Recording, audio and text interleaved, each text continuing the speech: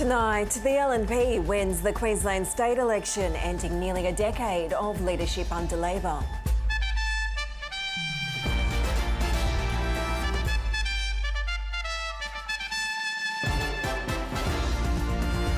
Australia joins the US in calling to break the cycle of attacks between Israel and Iran.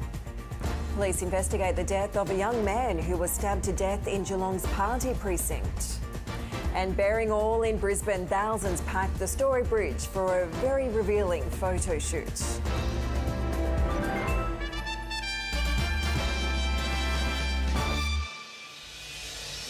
Hello and welcome to ABC News. I'm Meredith Sheehan.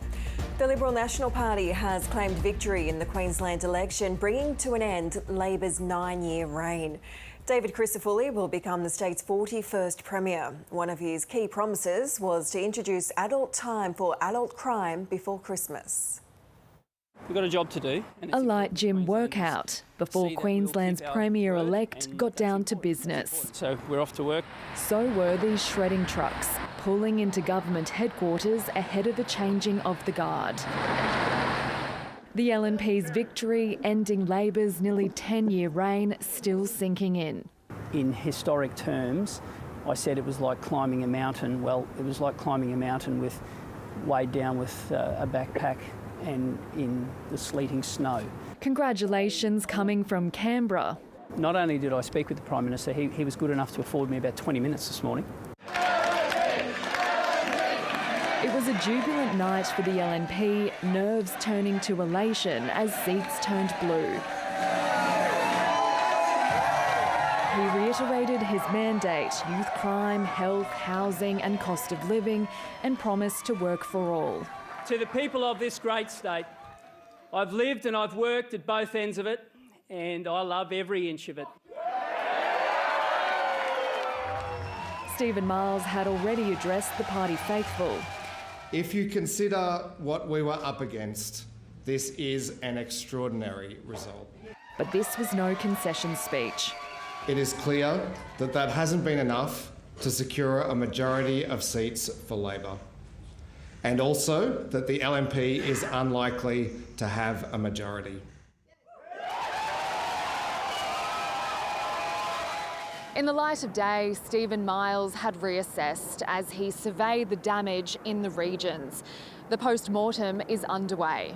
Our team will need to do the work of reconnecting with Queenslanders, particularly regional Queenslanders. Mr Miles keen to be opposition leader. I'm not taking anything for granted, and I will let our caucus members decide who leads them. There's plenty of soul-searching for the Greens, which has failed to make any gains. Stephen Miles managed to recover some vote, and he managed to hold us off in some of those inner city seats by picking up our policies and directly offering them to Queenslanders. The outgoing Premier acknowledging it's been a hard-fought campaign. I'm sure you'll all understand my desire to get to the pub. Kate McKenna, ABC News, Brisbane. Federal Labor is playing down the defeat in Queensland, instead pointing to positives in its political battle with the Greens. The coalition is celebrating the win, even if the state LNP doesn't support its key nuclear power policy. A warm reception for Anthony Albanese. How are you? Shaking hands and shooting selfies at the Norton Street Italian Festa in Sydney. Good on you. Thank you so much. Enjoying the embrace of some loyal supporters after a bruising night for Labor up north. The outcome was much better for Queensland Labor than what was anticipated just weeks ago, let alone months ago.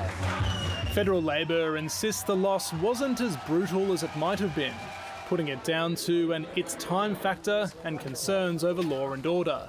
And it sees green shoots appearing where the Greens' vote is falling. The party's vote drops steeply in parts of inner Brisbane. There's a big message in this result for Adam Bandt. These people are extremists and they're being found out for what it is. And so I think it's a big message there. The coalition is similarly thrilled with the Greens' struggles, but it's again facing questions over its nuclear policy and how that fits with an LNP government opposed to nuclear power. The fact that we've got rid of Stephen Miles means that we'll be able to have that sensible conversation in a constructive way. The federal coalition wants to build 7 nuclear reactors on the sites of existing coal-fired power plants around the country. 2 are in Queensland. David Littleproud argues if the coalition wins office, the states, including Queensland, will have to fall into line. We have to set an energy grid for the East Coast and South Australia and Tasmania, and we need all the states, no matter their political persuasions, to respect the decision of the Australian people. The Queensland election delivered lessons across the federal political spectrum. Labor might argue it wasn't as bad as it could have been, but results in the regions will give it plenty to worry about. The coalition can claim a win, but there's no endorsement of its key nuclear policy. And the Greens have to wonder if playing hard politics in Canberra is paying off. Tom Lowry, ABC News, Canberra. A truck driver has driven his vehicle into a crowd of people waiting at a bus stop in central Israel. Police say at least 24 people were injured in the incident, which occurred near Tel Aviv. 16 of the injured have been taken to nearby hospitals. Preliminary police findings suggest the driver also hit a bus that had stopped at the location to drop off passengers. Israeli police are yet to clarify if it was an attack. Australia has joined the US calling on Iran to not retaliate against Israel's latest airstrikes. Israel says its bombing was precise and targeted. Iran claims only limited damage was done, but said 4 of its soldiers were killed. Middle East correspondent Matthew Doran reports from Jerusalem. In the early hours of Saturday morning, 100 Israeli fighter jets set out on their mission. Israel says it hit 20 missile manufacturing and military sites across the country, some near the capital, Tehran. The mission codenamed Days of Repentance, following a barrage of Iranian missiles fired at Israel earlier this month. Its closest ally, the United States, was given a heads up. It looks like they didn't do anything other than military targets. My hope is this is the end. Images posted on social media show emergency crews at this building. Iran playing down the damage from the strikes, but confirming 4 soldiers were killed. Israel is insisting the targets were chosen in line with its national interest and not because of pressure from Washington, as implied by the White House. In Tel Aviv, some Israelis believe the strikes were justified. It was a good action, but we need to keep it calm. We don't need to get the escalation going. We need to respond very hard, very quick. Australia is in lockstep with the US, urging Tehran not to hit back again. Israel, of course, has a right to retaliate for the attacks that took place from Iran. What I do is join with the US Secretary of State, join with Prime Minister Starmer to continue to work towards a de-escalation in the Middle East. How Iran responds from here is being watched closely around the world. State media is reporting the country's foreign minister is saying there are no limits as to how far Iran will go to defend itself. The calculation from here is strike back and risk further escalation with Israel, or hold fire and deal with Israel's belief that it's secured a strategic win. And just hours after the strike, proof Israel is refusing to let up in its attacks against Hezbollah. The IDF releasing vision of a massive strike in southern Lebanon on what it claims was an underground compound. The explosion so large, it triggered earthquake warnings across Lebanon and northern Israel. And here's more from Matthew Doran with analysis of the attacks on Iran and the repercussions for the wider Middle East. These strikes have come just before the US presidential election. We do need to point out that the US had been in the ear of Israel for some time, saying and urging that it should only strike military assets, not things like the country's nuclear facilities. That in and of itself would have been a major escalation in an already pressure cooker environment here in the Middle East. And it appears that Israel has heeded those warnings and certainly in how it carried out its attacks in the early hours of yesterday morning. morning. This is just 10 days out from the US presidential election, and that poll will have a significant influence on how the conflicts, the multiple conflicts in this part of the world, play out. Donald Trump, for example, is likely to take a far harder line on Iran than Joe Biden and his would-be heir Kamala Harris, and that could potentially give Israel a little bit more leeway if it decides to attack Israel into the future. For his part, Joe Biden, the incumbent president, has said that he is hoping that this is the last of the attacks between Israel and Iran, and is certainly promising to continue to defend Israel should Iran launch further retaliatory attacks. We are also expecting in the next couple of days also the restarting of ceasefire and hostage talks to do with Gaza. These are talks which had been stalled for some time, and we are expecting negotiators will arrive in the Qatari capital of Doha to kickstart that process once more. But given how intractable some of these issues are and the way in which previous negotiations have gone, it really remains to be seen whether either side is prepared to properly negotiate and bring about some sense of peace in Gaza. Back home, a 20-year-old Victorian man has died and 2 others have been injured after an alleged fight in Geelong this morning. The homicide squad has launched an investigation which shut down a large part of the city for most of the day. Local businesses say assaults have become common and they're pleading for help to end the violence. City streets cut off after a young man's life was cut short. Police say the 20-year-old was fatally stabbed in a fight near Geelong's entertainment precinct this morning, sparking a homicide investigation. 20-year-old is just, it's just devastating. The crime scene stretched hundreds of metres through the heart of the city. Yellow evidence markers followed a trail of blood along Little Mallop Street, where paramedics treated the victim just before 6 this morning. He was rushed to hospital but couldn't be saved. Very sad, because even myself, all us young people go out last night and, we didn't think something like that would happen. Police say 2 other men allegedly involved in the fight took themselves to hospital with non-life-threatening injuries. It's unclear if they knew the victim or what sorts of weapons were used. As police searched for answers, loved ones searched for solace, arriving at the scene in shock and in tears. Online, locals shared their heartbreak, remembering the victim as a beautiful kid taken way too soon. Local business owners say they're saddened but not surprised. The amount of assaults that are happening down here is just ridiculous. The cops are doing nothing about it. Yeah, something needs to happen, and it needs to happen now. To prevent future tragedies like this one. Forensic officers have spent hours meticulously covering every inch of this crime scene, but given its sheer size, it's an enormous task. It means this main city street is closed indefinitely. The investigation is far from over. So far, no one has been charged. Cyan Valance, ABC News, Geelong. A senior Qantas pilot with over 50 years' experience has been identified as one of 3 people killed in a mid-air collision in Sydney's southwest. 72-year-old Gary Criddle worked with the national carrier for 36 years. He also spent 2 decades in the Navy and Air Force. In a statement, his family says they are devastated beyond words and highlighted his work as a mentor to younger pilots. 3 people were killed when 2 light aircraft collided at Bellumbilla Park yesterday afternoon. Investigators continue to comb through the crash site as they work to determine the cause of the crash.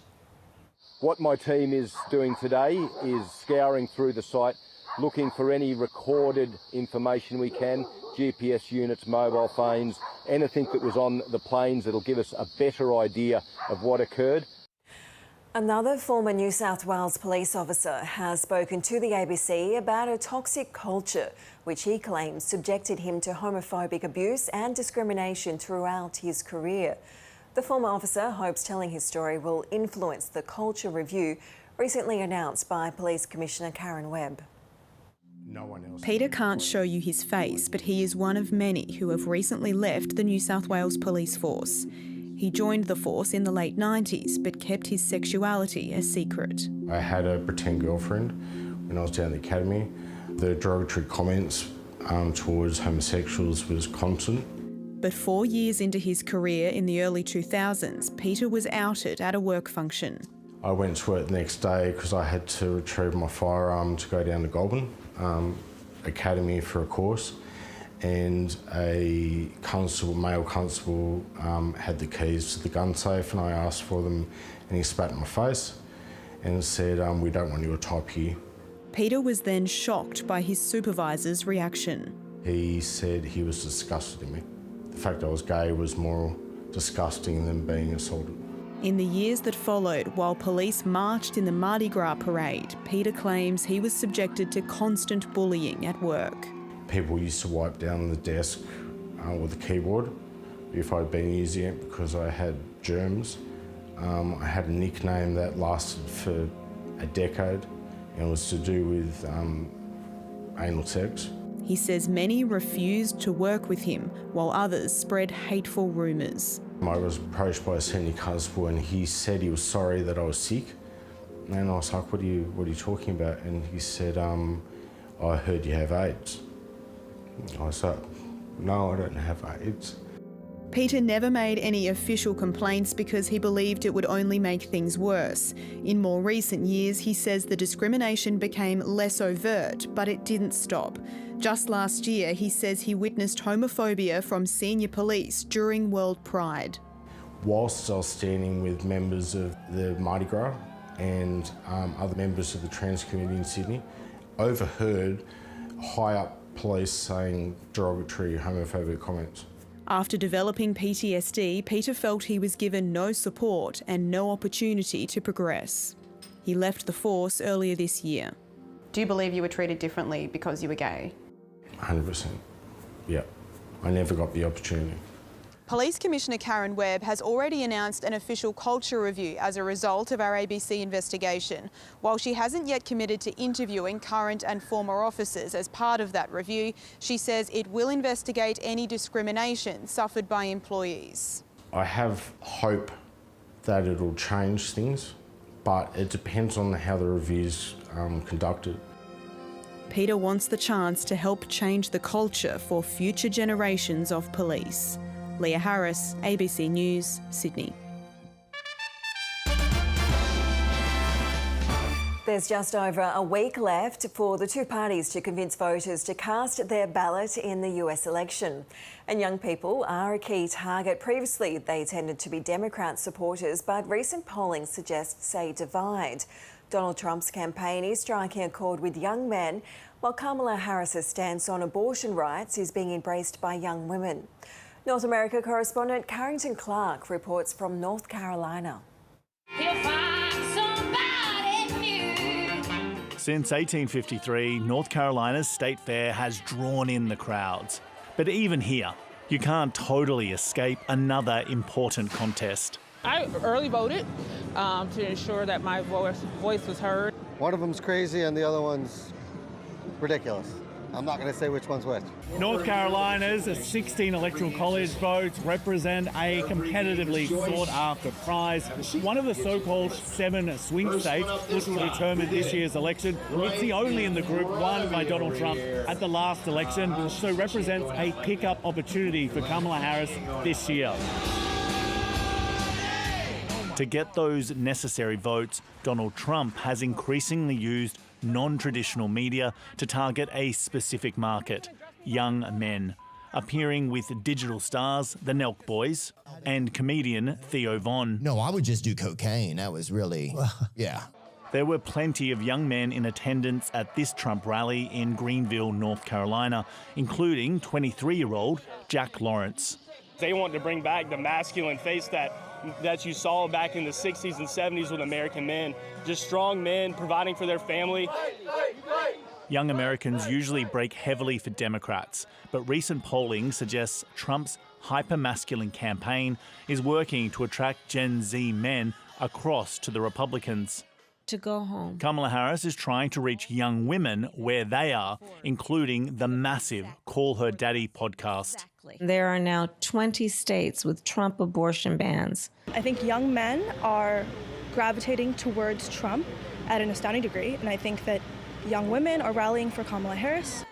The Democrats are hoping to encourage enough young women to get to the polls to offset any weakness with young men. I think that reproductive rights are on the ballot. I think they're rallying to say that we feel like we're losing our autonomy, we feel like our agency is being threatened and challenged, and that is something to vote for, that is something to fight for. With the race still an effective dead heat, it may be a battle of the sexes that determines the next president of the United States. Carrington Clark, ABC News, North Carolina. And we will, of course, have full coverage of the US election here on the ABC News channel.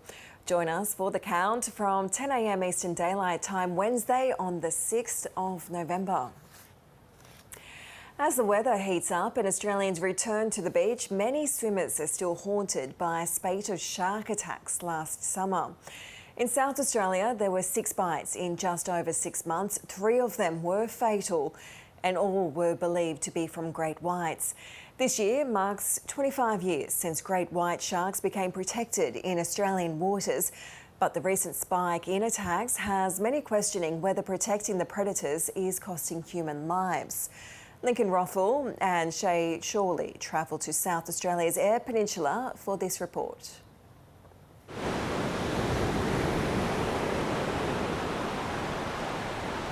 The beaches and breaks around the tiny town of Elliston are world class.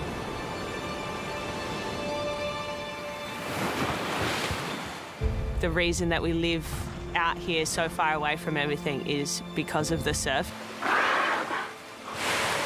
But along with the dolphins and seals, the surfers know they share the waves with something else. The huge white pointers are unpredictable, terrifying and ferocious monsters. Great white sharks have always drawn fascination and fear, hunted to the edge of extinction. She weighed in at 1,000. In 1999, great whites were declared a protected species. Simon Baccanello remains missing. But 2024, the 25th anniversary of that protection, was a grim milestone in South Australia. Shark attack. A surfer still missing after a suspected encounter. 6 attacks in 8 months, 3 of them fatal. 2 were in the tiny community of Elliston. The first attack was when we lost Simon. Teacher Simon Baccanello had just moved to town. We were surfing with him when he was taken, and that just rocked all of us. He was just so loved at the school. He was just stoked to be here. As the community grieved, the town experienced a second trauma. A 64-year-old man is recovering in hospital after the 6th shark attack in South Australian waters in little more than 6 months. Murray Adams taught alongside Simon at the local school and survived the bite. Now, many are questioning whether protecting great whites is costing human lives. We started protecting him and then we just left it at that. And sometimes I feel like we as surfers and ocean users are just left as cannon fodder. In the waters off the Neptune Islands, around 200 kilometres south of Elliston, Flinders University ecologist Charlie Huveniers is trying to better understand great white numbers. He's collecting genetic samples for population modelling. But the range is actually quite broad, going from about 1,200 to a bit more than 3,000 adult white sharks. Professor Huveniers says there's no scientific evidence that shark numbers have recovered, and even if they had, it wouldn't explain the recent attacks. We don't know what happened in South Australia in that summer of 2023-2024. It was an unusual cluster of shark bites, but we're actually seeing these kind of cluster of bites regularly happening, not just in Australia, but across the world. Huveniers says policies for population recovery need to be matched with appropriate mitigation, arguing that culling sharks is not an effective way to protect swimmers, compared to a range of new technologies like barriers, real-time warning systems, shark deterrents, and drones. Dr. Brianna Lebusque agrees. She's an expert in how public perceptions affect conservation. In her research, one movie is mentioned a lot. We definitely think there is such a thing as the Jaws effect. Multiple studies have suggested the 50-year-old blockbuster is still influencing public opinion and also public policy. Some of the policies around the idea of culling sharks and sort of if a shark gets a taste for humans, then they have to be killed because they're going to keep biting humans. There's no scientific evidence that sharks do that. In the shadow of newly installed trauma kits, the surfers of Elliston have returned to the ocean that has taken so much. It's so wild how much the ocean has been imperative to our recovery as well. Yeah, getting back into the water and just that is what getting back to normal life looks like for us too. A way of life worth saving. Lincoln Rothel, ABC News, Elliston. More than 5,000 people have stripped off and descended on Brisbane's Story Bridge this morning, all for a piece of art. It was the largest crowd photographer Spencer Tunick has attracted in Australia. The Story Bridge laid bare. Gloomy weather didn't stop thousands taking off their clothes for American photographer Spencer Tunick. We were able to, fill the bridge just how I had envisioned. Crowds gathered in light rain from 3 a.m, closing the bridge and surrounding areas. Access was controlled. Security kept a watchful eye. Unbelievably, Brisbane is not that conservative when it comes to, real humans and the body and art. Some rivergoers got a full-on view as the LGBTQ+ celebration continued. It's been incredible and it just feels actually really normal. I think when I first took my clothes off, it was like, oh my God, what the hell am I doing? And then getting down in these poses, in this little crouch position, I'm just like, oh my God. For me, it was all about inclusivity and just showing that, we're all the same. Organisers say 5,425 people derobed for the Story Bridge shoot, an Australian attendance record for the New York-based photographer who has shot at locations like Bondi Beach and the Sydney Opera House. The finished piece will be revealed to the public at a time in due course, and we're not going to reveal yet where that's going to happen. Some participants couldn't wait to strip off again. Maybe the Gold Coast beach would be a great idea, just for example, because it's such a big, beautiful area as well. Or maybe up in the Barrier Reef would be great. A stark challenge for another visit. Toby Loftus, ABC News, Brisbane. New A-League club Auckland FC has beaten Sydney FC 1-0 at home to continue its unbeaten start to the men's competition. The Black Knights broke the deadlock in the 97th minute after Nando Parnaka backheeled past Sydney keeper Andrew Redmayne. In Victoria, Brando Borello put the Western Sydney Wanderers ahead during the first half of their game against Western United. Hiroshi Ibusiki scored an equaliser for the home team early in the second half, levelling the game at 1-1. A quick look at the national weather for tomorrow. Some showers in Brisbane, Sydney becoming cloudy, mostly sunny in Canberra, partly cloudy Melbourne, Hobart will also be partly cloudy. The cloud will be clearing in Adelaide, a sunny day in Perth and a possible shower for Darwin. I'm Meredith Sheehan. Thanks for your company.